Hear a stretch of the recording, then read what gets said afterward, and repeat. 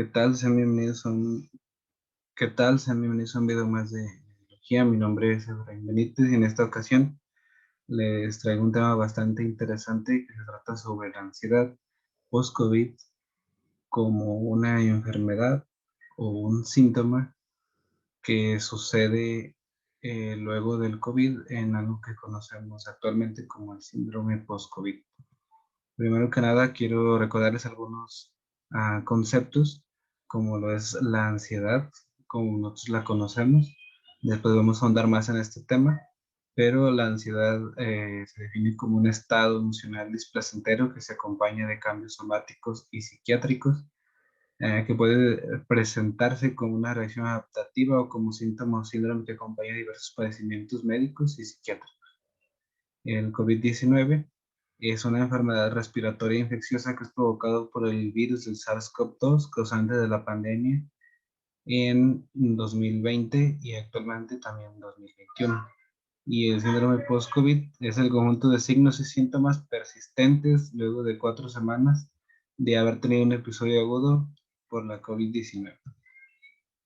Bueno, aquí les tengo un esquema que encontré en Nature sobre el síndrome post-COVID, donde nos relatan cuál es el, la historia natural de la enfermedad del COVID-19 una vez que es infectado. Aproximadamente luego de 7 días después se presenta la mayor cantidad de síntomas y posterior a esto los síntomas y toda la replicación viral va disminuyendo hasta que se tiene una resolución alrededor de la 4.ª semana. Después de eso tenemos que existe un periodo que se conoce como el síndrome post-COVID, que este se puede dividir a su vez en un síndrome posagudo y uno crónico. El subagudo se dice que dura alrededor entre 4 y 12 semanas y el crónico dura más de 12 semanas. Se caracteriza por un montón de síntomas que quedan residuales y inclusive puede haber algunos que son nuevos. Entre ellos destaca la fatiga, la disnea, la tos, también el dolor de cabeza. Entre las dermatológicas, pues por ejemplo está la pérdida de cabello. Entre las endocrinas, pues está la diabetes tipo 2 o descompensación en esta misma. Y pues en el lado neuropsiquiátrico, pues está la ansiedad, la depresión, trastornos del sueño, el trastorno de estrés postraumático, etcétera. Y esto pues se debe a que el virus pues causa un sinnúmero de afectaciones, sobre todo por el daño endotelial y el daño microvascular, desregulación del sistema inmunológico y estimulación del estado hiperinflamatorio, hipercoagulabilidad con trombosis y microtrombosis in situ resultantes, y esto debido pues a la mala adaptación de la vía 2 de la enzima convertidora de la angiotensina.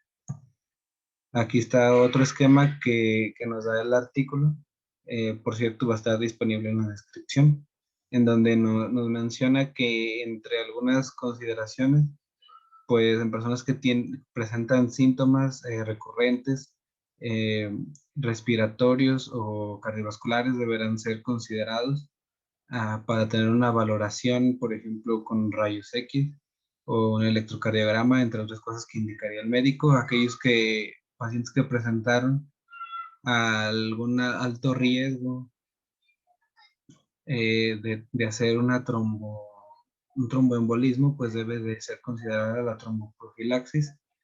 En aquellos que tienen ya de por sí una enfermedad renal crónica y presentaron un episodio de COVID, pues deben de ser evaluados por un nefrólogo. Y es importante, pues, en este caso, hacer diagnóstico de aquellos que presentan una enfermedad neuropsiquiátrica como ansiedad, depresión, trastorno de estrés postraumático, también, pues, afectaciones en el sueño, ¿no? Esto es unas estadígrafos que saqué el día de hoy, 29 de marzo de 2021, donde nos muestran que el total de casos que ha habido sobre esta pandemia son de 127 millones. Ha habido alrededor de 2.7 millones, lamentablemente, de muertes. Pero pues a todo esto la vacunación es nuestra única esperanza y aquí nos muestran que alrededor del mundo aquellos pacientes que han tenido un esquema completo de vacunación ya suman más de 121 millones y aquellos que han recibido al menos una dosis pues ya son 551 millones. Bueno, a lo largo de esta presentación pues veremos el COVID y sus aspectos psiquiátricos, la ansiedad como enfermedad y como parte del síndrome post-COVID y así como un manejo general de cómo se debería o se debe de manejar a los pacientes que presentan estos trastornos. Bien, iniciando, vamos con el COVID-19 y sus aspectos psiquiátricos. Aquí les muestro una estadística sobre una pandemia que hubo anteriormente, sobre también provocada por un coronavirus, como lo es el SARS, el SARS-CoV-1, o el síndrome respiratorio de Oriente Medio, en el que hicieron alrededor de 60 estudios, lo que se trata de un metaanálisis con más de 2.500 casos, donde se dieron cuenta que alrededor de entre el 20 y el 40% de los pacientes quedaban con alguna secuela, por ejemplo, como insomnio, el 42%, ansiedad en el 36%, deterioro de la memoria el 34%, estado de ánimo deprimido el 33% y pues algunos datos más, lo que se puede hacer como una comparativa y un acercamiento de lo que pueden hacer estos virus, los coronavirus, ¿no? Aquí, pues también hay otras estadísticas que muestran que en estudios más recientes, seguimiento de 6 pacientes en un estudio en China, se vieron que alrededor de una cuarta parte de los pacientes, es decir, el 25%, presentaban trastornos como ansiedad, depresión y dificultades para dormir. También en un estudio en Estados Unidos, pues se vio que aquellos pacientes que tenían un diagnóstico de alguna de estas enfermedades psiquiátricas, después de tener COVID fue del 18.1%. Y pues actualmente también mencionaba Estados Unidos, pues que el riesgo de que, más bien la probabilidad de que un paciente tenga una enfermedad psiquiátrica posterior a 90 días de tener un diagnóstico de COVID-19 es del 5.8%. ¿Y esto a qué se debe? ¿A qué se debe que existan estos como enfermedades neuropsiquiátricas? Pues la verdad es que hay como mucho que debatir, pero actualmente pues se presentan algunas teorías que pudieran explicarnos el por qué sucede esto. La más aceptada y la que comúnmente se difunde es que se debe a una inflamación sistémica grave. Eso quiere decir que los pacientes que tuvieron una enfermedad más grave de COVID-19 es más probable que tengan más secuelas y por lo tanto también una afectación neuropsiquiátrica más importante. Esto pues como vemos cuando existe una cascada inflamatoria se liberan citoquinas, por ejemplo la interleucina 6 o el factor de necrosis tumoral, que llegan al cerebro y es cuando a través de reacciones neuroquímicas pues, pueden afectar el funcionamiento normal de nuestro cerebro. También aunado a esto, pues sabemos que el virus por sí solo crea trombosis microvascular y con esto pues también un daño cerebral y la neurodegeneración. Otros aspectos importantes que han observado es que en estos pacientes se observan niveles elevados de las cadenas ligeras de neurofilamentos en la gente periférica y también pues menciona que existe un drenaje linfático en órganos circunventriculares y que puede estar disfuncional y por lo tanto pues está a consideración. Pero a todos los pacientes les puede suceder esto. Pues la verdad es que no, porque depende más bien de la persona. Cada persona es diferente y por lo tanto está asociada a algunos factores de riesgo. Por ejemplo, aquellas personas que están en más contacto con personas enfermas, infectadas por el virus, van a tener más riesgo. Aquellas que tengan miedo a infectar a los miembros de la familia, también la falta de acceso a pruebas y atención médica, el distanciamiento físico, confinamiento en el hogar, la cuarentena y la soledad, mensajes y directivas inconscientes con respecto a las medidas de salud pública, como el uso de mascarillas, la mayor carga de trabajo trabajo, dificultades económicas, inseguridad, la escasez de recursos disponibles, la disminución de libertades personales e informes continuos que existen en todos los medios que actualmente dependemos, como pues YouTube, Facebook, la televisión, etcétera, que también pudieran ser como detonantes o pues funcionar como un factor de riesgo para predisponer a un paciente a tener estos efectos neuropsiquiátricos. También, pues como sabemos, la cuarentena tiene mucho que ver, ya que pues la vida no es como comúnmente la conocíamos en estos tiempos. Por ejemplo, en artículos mencionaban que aquellos bebedores que eran habituales, el 32% aumentó su consumo de alcohol. Aquellos que ya no bebían, el 19% comenzó a beber de nuevo, y fumadores, el 20% consumió más tabaco, y aquellos que ya no fumaban, el 25% volvió a fumar. Es como un ejemplo. También, pues, otros estudios mencionan que la cuarentena tiene mucho que ver con efectos psicológicos, por ejemplo, más ira, aburrimiento, miedo, agotamiento emocional, irritabilidad, más estrés, y también pues comportamientos agresivos con pacientes con personas de su propia familia, y entonces pues es un problema. Y con aquellos pacientes que ya de por sí ya tenían una enfermedad mental como ansiedad o otra más grave como esquizofrenia, pues la cuarentena pues los afecta de tal manera de que los hace más propensos a tener recaídas en su enfermedad, y muchas veces pues más riesgo a ser infectados, ya que pues no cumplen con las reglas, y entre otras cosas tienen conductas como un poco eh, pues malos hábitos más que nada, como fumar o tomar alcohol, ir a reuniones, y esas cosas pues los predisponen a ser mayor, con mayor facilidad infectados por el COVID. Y, y en general pues esto es algo preocupante, pues la verdad es que no hay como estudios que te digan que eso pudiera ser preocupante o no. Pero aquí les traigo un artículo que encontré sobre la anterior pandemia por coronavirus, el SARS-1 y el MERS, en donde hicieron un seguimiento a los pacientes entre 3 meses y 46 meses, donde vieron que los pacientes, alrededor del 15%, persistían los trastornos de ansiedad y trastornos depresivos, y alrededor del 30% aún con un trastorno de estrés postraumático. Entonces, pues sí se trata de algo que es realmente preocupante. El siguiente tema pues va a ser la ansiedad como enfermedad y como síntoma del síndrome post-COVID. Bueno, ¿y qué es la ansiedad? Pues la ansiedad se trata de una respuesta normal que tiene nuestro organismo ante una situación que ponga en peligro nuestra vida. Esto lo hace con la única intención de que nos podamos sobrevivir.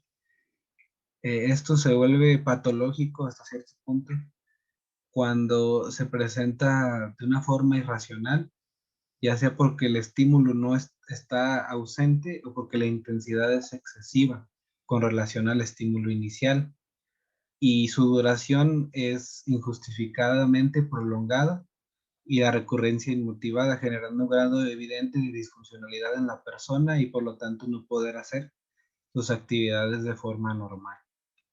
Este es un concepto que saqué de la doctora Fanny Psiquiatra, saludos.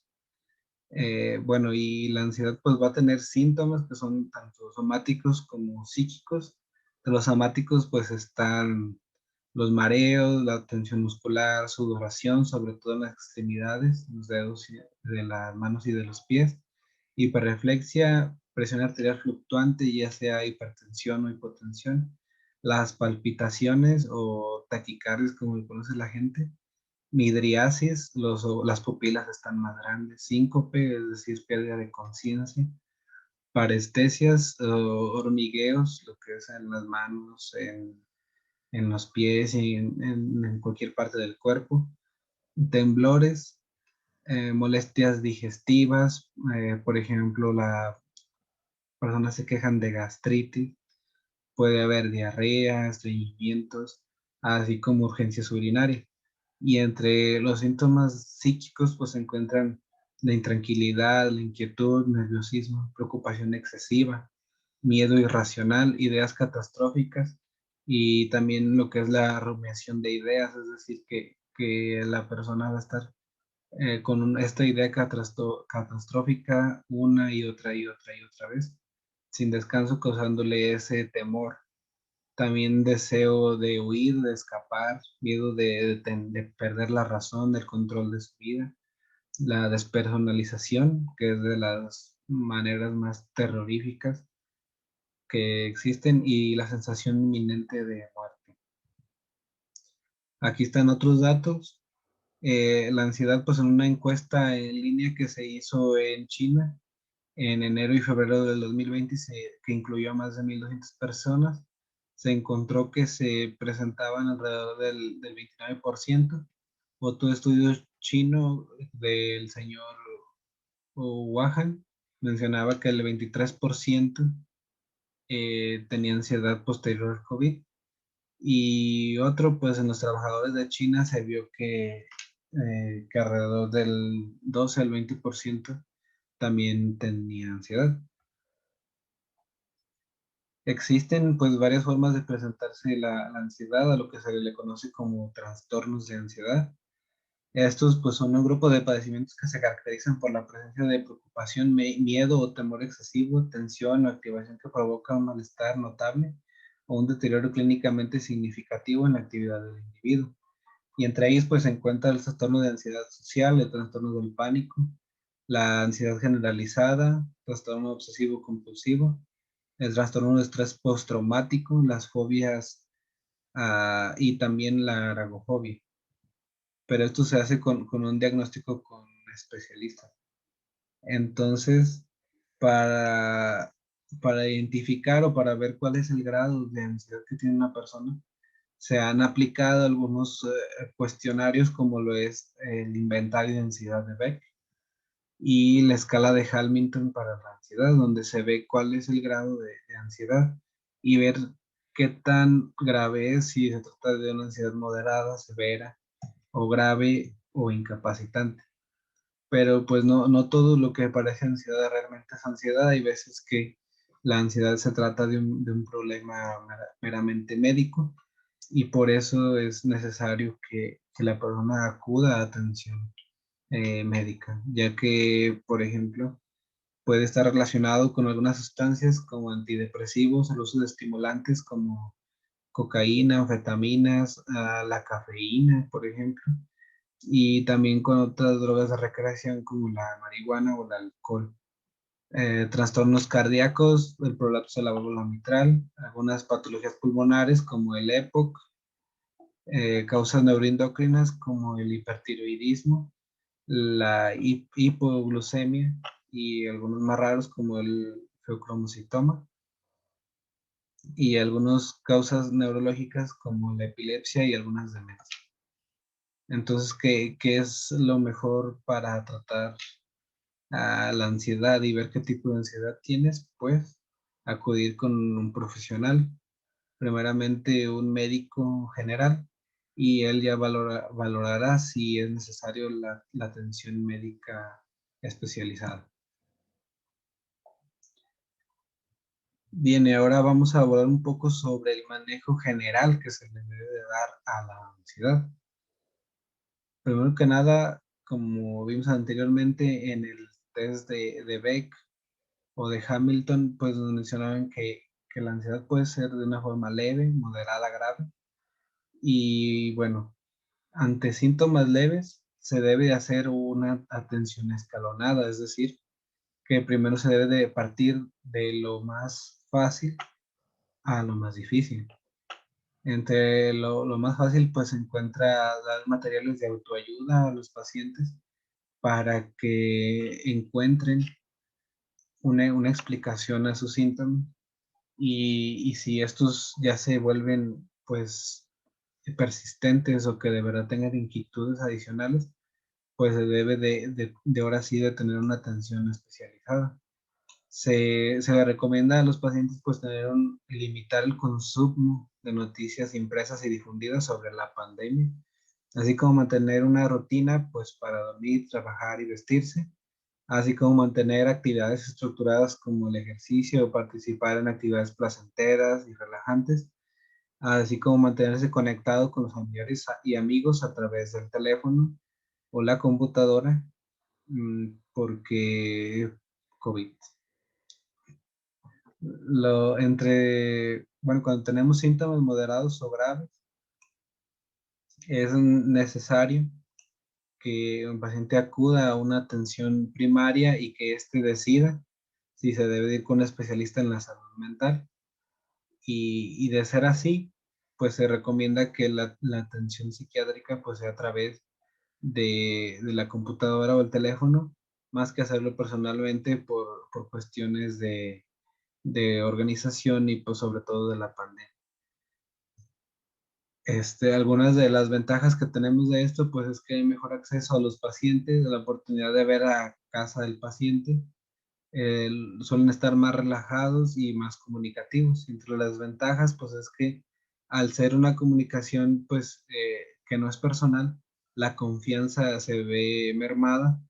También puede haber, no se ven las señales verbales como el movimiento de las manos y de los pies. Puede haber interrupciones técnicas, sobre todo debidas al internet, y problemas de privacidad, ya que como sabemos, no todos los pacientes viven solos en sus casas. ¿Y por qué puse la palabra urgencias? Porque muchas veces cuando se presenta la ansiedad de una forma grave, se trata de un trastorno de pánico y el paciente actual normalmente presenta síntomas eh, que, que él piensa que ponen en peligro su vida, como un infarto, que tienen derrame cerebral, etcétera. Y lo más común es que vayan a urgencias por esta razón. Y en cuanto a la farmacoterapia, pues hay que estar bien conscientes de que algunos pacientes que siguen tomando terapia para el COVID puede estar contraindicados algunos medicamentos y otros que pueden ser causa directa de este trastorno de ansiedad.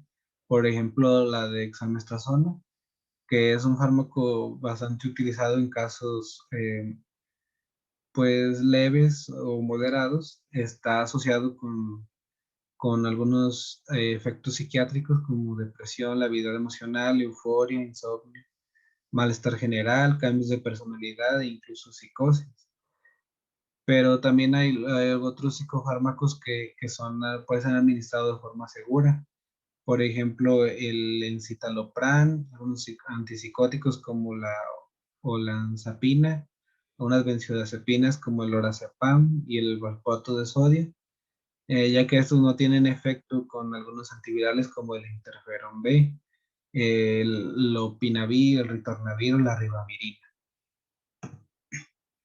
Bueno, y esta es la parte como más importante, ya que cuando un paciente recibe el diagnóstico de COVID-19 debe de tener una conducta de afrontamiento sobre su enfermedad y por lo tanto se recomienda que debe de aceptar la realidad como un factor estresante, tomar medidas para sortear el factor estresante y ver la situación desde una perspectiva más positiva e intentar crecer a partir de esta situación. Algunos pacientes que tengan más disponibilidad de hacer cosas también pudieran incluir pues la actividad física y el ejercicio, así como la atención a psicoterapia, yoga, a prácticas religiosas y meditación, así como la búsqueda de un grupo de apoyo de forma virtual.